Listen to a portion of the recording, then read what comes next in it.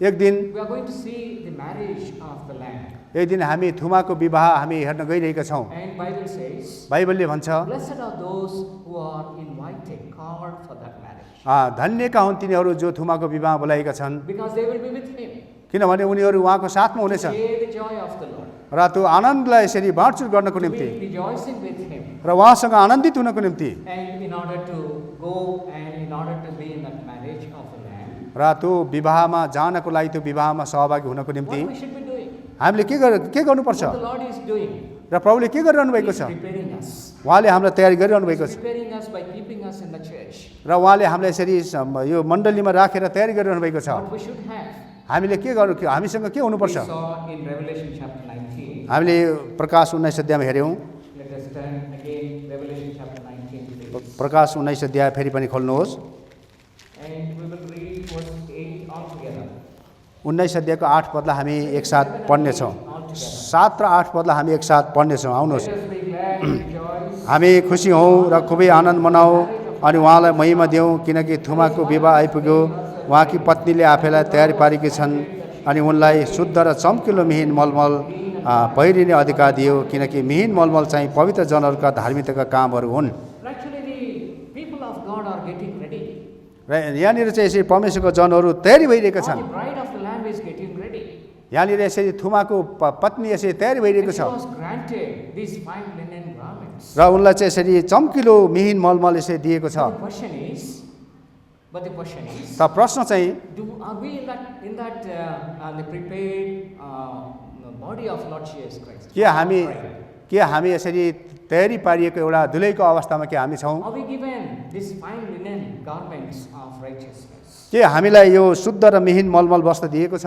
And that is how the church is preparing, and that is how we also prepare ourselves. यसकारण यो प्रकारले मण्डली तयारी हुनुपर्छ र हामी पनि तयारी हुनुपर्छ। When Lord Jesus Christ was upon this earth, जब प्रभु येशू ख्रीष्ट संसारमा हुनुहुन्थ्यो, he spoke many parables. उहाँले थुप्रै दृष्टान्तहरू बताउनु भयो। In one of the parables, एउटा दृष्टान्तमा he talked about a great wedding, उहाँले एउटा great marriage. ठुलो विवाहको विषयमा बताउनु भयो। In Matthew's Gospel chapter 22, मत्तीको सुसमाचार 22 अध्याय we see from verse 1 to 14, हामी एक पददेखि 14 पदसम्म हामी this देख्छौँ parable. र यो दृष्टान्तमा In this parable, यो दृष्टान्तमा a great king had a wedding for his son. यहाँनिर एउटा महान राजा छ जसले आफ्नो छोराको विवाह यहाँनिर And he called आयोजना everybody गरिएको for छ। his wedding party. He invited many. यो विवाहमा उनले धेरैजनालाई निमन्त्रण गरेको छ After inviting them, र उनीहरूलाई निमन्त्रण गरेपछि second time, third time, he sent his servants to call them for the wedding feast. दोस्रोचोटि तेस्रोचोटि ती राजाले आफ्नो दासहरूलाई सबैजनालाई निमन्त्रण गर्नको लागि पठाएको छ, And they did not come. तर उनीहरू आएन। They refused. उनीहरूले इन्कार गरे They rejected the invitation. र उनीहरूले त्यो निमन्त्रणालाई इन्कार गरे They rejected the calling of Lord again and again that he gave. र उनीहरूले चाहिँ त्यो बोलावटलाई बारम्बार उनीहरूले रद्द तुल्याए। Then this king, र अब यो राजाले he called many people, those who are poor and those who are good and bad, all of them to come. र अब यो राजाले धेरै ती मानिसहरू, ती गरिब मानिसहरू जो असल थिए खराब थिए सबैलाई बोलाए So many people have come. र धेरैजना मानिसहरू त्यहाँ आए। Now let us see what happened there. अब यहाँनिर के भयो हामी हेरौँ। Matthew's Gospel chapter 22. मत्तीको सुसमाचार 22 अध्याय And 10 shall we read 10 to 13? 13 पददेखि 13 पद 10 देखि 13 पदसम्म हामी पढौँ। All of us together. हामी एकसाथ 10 देखि 13 सम्म पढौँ। अनि ती दासहरू मूल सडकहरूमा गए अनि तिनीहरूले जतिलाई भेटाए ती सबैलाई असल र खराब दुवैलाई भेला गरे अनि विवाहको भोज पाहुनाहरूले भरियो। अनि जब राजा पाहुनाहरूलाई हेर्न भित्र आए तब तिनले त्यहाँ विवाहको वस्त्र नलगाएको एकजना मानिसलाई देखे अनि तिनले त्यसलाई भने, साथी, विवाहको वस्त्र नपहिरिकन तिमी कसरी यहाँ भित्र आयौ? अनि त्यो निरुत्तर भयो। तब राजाले सेवकहरूलाई भने, त्यसका हातखुट्टा बाँधेर त्यसलाई लैजाऊ र बाहिरपट्टिको अन्धकारभित्र फालिदियो, जहाँ रुवाबासी र दारा किटाइ हुनेछ। Verse 14. 14 पद, For many are किनभने बोलाएकाहरू धेरै छन् तर चुनिएकाहरू थोरै छन्। How can we be present in that rejoicing or joyful occasion? र हामी त्यो एकदम आनन्दको उत्सवमा हामी कसरी सहभागी हुन्छौँ? It's a greater feast than what we have on every Lord's Day. र It is a greater feast. यो एकदमै एकदमै ठुलो भोज हो जब हामी प्रभुको उपस्थितिमा टेबलमा आउँछौँ। And it will be, I mean, even the wedding feast is a greater, that is a greater feast. र यो विवाहको भोज पनि यो ठुलो भोज हो How can we be present there? र यसमा हामी कसरी सहभागी हुन्छौँ? It says, blessed are those who are called for the wedding of the Lamb. र यहाँनिर बाइबलले भन्छ धन्यका हुन् तिनीहरू जो थुमाको विवाहमा बोलाइएका छन्। Here in this parable we see यहाँनिर यो दृष्टान्तमा हामीले हेऱ्यौँ a man tried to be there present, र यहाँनिर मानिसहरू त्यहाँनिर उपस्थित हुने कोसिस गरे but he had no wedding garment. र यहाँनिर त्यो एकजना मानिस जसमा चाहिँ त्यो विवाहको वस्त्र थिएन। Verse 11. 11 पदमा कुरा लेखेको छ, अनि जब राजा पाहुनालाई हेर्न भित्र आए तब तिनले त्यहाँ विवाहको वस्त्र नलगाएको एकजना मानिसलाई देखे। Had not on a wedding garment. Now he was not having the wedding garment. यहाँनिर उसले चाहिँ विवाहको वस्त्र लगाएको छैन And to him, र त्यो व्यक्तिलाई he said, राजाले भन्छ, friend, how camest thou in hither not having the wedding garment? साथी विवाहको वस्त्र नपरिकन तिमी कसरी यहाँभित्र आयौ? In other words, how can you come without wedding garments? र विवाहको वस्त्र नलगाइकन तिमी कसरी आउन He सक्यौ? was speechless. र ऊ चाहिँ निरुत्तर भयो। And here in this parable, यो दृष्टान्तमा see how the king has now finally cast him out in the outer darkness. यहाँनिर त्यो राजाले अन्तमा उसलाई कसरी त्यो अन्धकारभित्र फालिदिएको छ त्यो कुरा। While preparing for the coming of Lord Jesus Christ. हामी प्रभु येशू ख्रीष्टको आगमनको लागि जब तयारी We need हुन्छौँ to have his wedding garment. र हामीले चाहिँ यो विवाहको वस्त्र पहिरिनु आवश्यक छ। Taking part in the Lord's table. जब हामी प्रभुको टेबलमा भाग लिन्छौँ Let us have this question. यो प्रकारको यसरी प्रश्न Do हामीले I हुनुपर्छ, have this garment? के ममा यो प्रकार यो विवाहको वस्त्र छ The Lord is giving this garment to me. र प्रभुले यो वस्त्र मलाई दिइरहनु भएको छ Am I preparing myself with this wedding garment?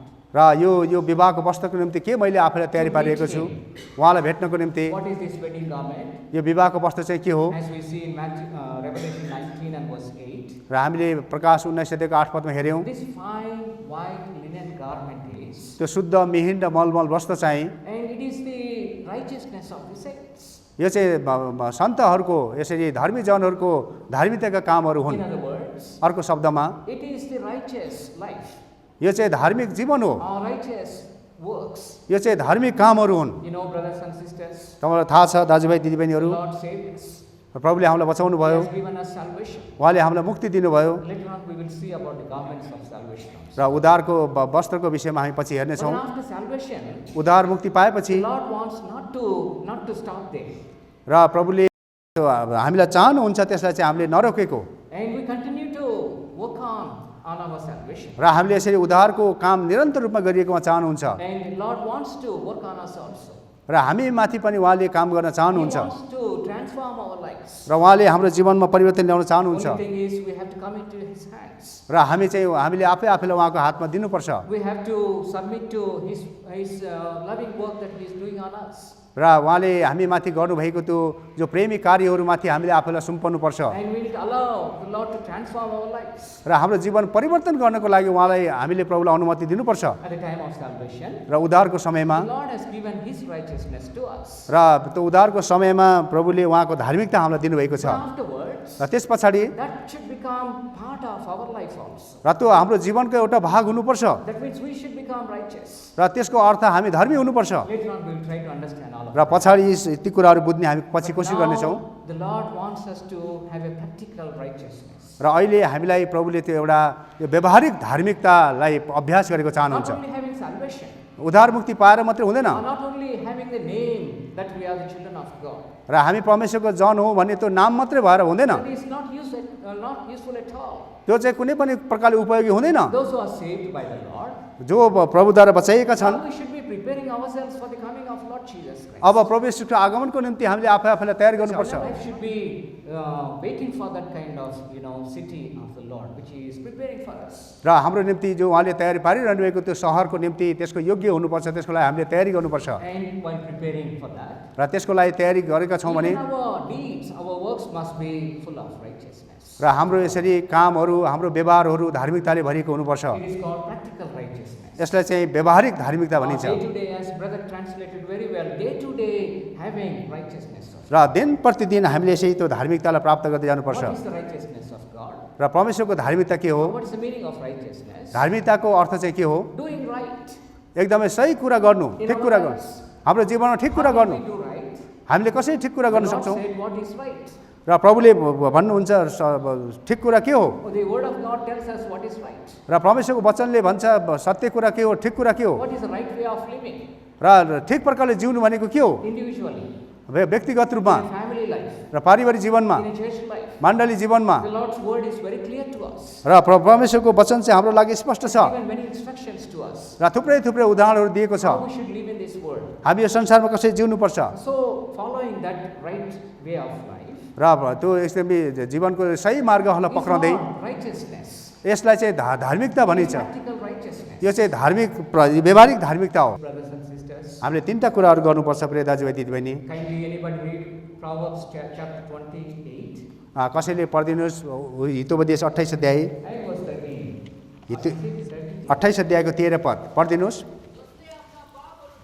दाक्ष सफल हुँदैन, मानिलिन्छ, छोडिदिन्छ, कृपा आउनेछ. So we have to do three things. र हामीले तीनटा कुरा गर्नुपर्छ We cannot cover. हामीले ढाक्नु पापहरू ढाक्नु हुँदैन Number two, दोस्रो कुरा we have to confess. हामीले त्यसलाई मानिलिनुपर्छ Not only confess, मानिलिनु मात्रै हुँदैन that is very important. तेस्रो कुरा चाहिँ एकदम महत्त्वपूर्ण छ Forsake them also. हामीले त्यसलाई छोडिदिनु पनि पर्छ So maybe we'll take that decision. र हामीले त्यो निर्णय लिनेछौँ Shall we have one secret, brothers and sisters? र हामीमा एउटा गोप्य कुरा हेरौँ थाहा गरौँ Kindly everybody tell after me. र सबैले मेरो पछाडि भन्नुहोस् If I cover my sins, यदि मैले मेरो पापलाई ढाकेँ भने नेपालीमा भनिदिनु होला. ल मेरो पछि भन्नुहोस् यदि मैले मेरो पापलाई ढाकेँ भने Lord will open my sins. र प्रभुले मेरो पाप खोलिदिनुहुन्छ भन्नुहोस् प्रभुले मेरो पाप खोलिदिनुहुन्छ But if I open them to the Lord, तर यदि मैले प्रभुमाथि पापहरू खोलिदिएँ भने भन्नुहोस् यदि मैले ती पापहरू प्रभुमा खोलिदिएँ भने Lord will cover them. र प्रभुले त्यसलाई ढाकिदिनुहुन्छ That is the secret of our preparation. यो चाहिँ हाम्रो तयारीको एउटा गोप्य कुरा हो Lord, I open my life before you. र प्रभु म मेरो जीवन तपाईँको सामु खुल्ला राख्छु Please, these are my weak spots. These are my sinful life. र प्रभु यो मेरो पापमय जीवन हो यो कुरा म तपाईँको सामु खोलिदिन्छु Open my life before you. तपाईँको सामु म मेरो जीवन खोलिदिन्छु Anything before you. तपाईँको सामु म कुनै पनि कुरा लुकाउँदिनँ And please, with your precious blood, cleanse my sins. तपाईँको बहुमूल्य रगतले मेरो पापहरू धोइदिनुहोस् He will cover all our sins. उहाँले हाम्रो सबै पापहरू ढाकिदिनुहुन्छ And we will be prepared for His coming. उहाँको आगमनको लागि हामी तयारी हुनेछौँ Shall we be busy doing that at this time, brothers and sisters? प्रिय दाजुभाइ दिदीबहिनीहरू यो समय हामी यो कुरा गर्नको लागि हामी इच्छुक हौँ Let us kneel down हामी घोडामा बसौँ and take this opportunity यो अवसरलाई सदुपयोग गरौँ and do not waste time. यो समयको बर्बादी नगरौँ God is speaking to you. जब प्रभु तपाईँसँग बोलिरहनु भएको छ To the Lord. तपाईँको जीवन प्रभुलाई दिनुहोस् Commit your life to the Lord. प्रभुमा तपाईँको जीवन समर्पण गर्नुहोस् Ask the Lord to continue to work upon you. र तपाईँमा काम गर्नको लागि निरन्तर काम गर्नको लागि प्रभुलाई भन्नुहोस् Some of us may be waiting for the coming of the Lord Jesus Christ. हामीहरू मध्ये कति प्रभुको आगमनको लागि हामी पर्खिरहेका छौँ And faithfully living for Him. र उहाँको निम्ति हामी विश्वासीको तरिकाले जिरहेका छौँ Continue to help us also. र प्रभुले हामीलाई पनि सहायता गरून् Lord, so far you have helped me. प्रभु यहाँसम्म तपाईँले सहायता गर्नुभयो Even in the rest of my life. र मेरो जीवनको अरू बाँकी समयमा पनि Be faithful unto you. म तपाईँप्रति विश्वासी हुनुको लागि सहायता Church is गर्नुहोस् preparing. र मलाई तयारी गर्नुहोस् Church is preparing. मण्डली तयारी गरिरहेको छ Lord, prepare me also. मलाई पनि तयारी गर्नुहोस् May the Lord bless. प्रभुले सहायता गरून्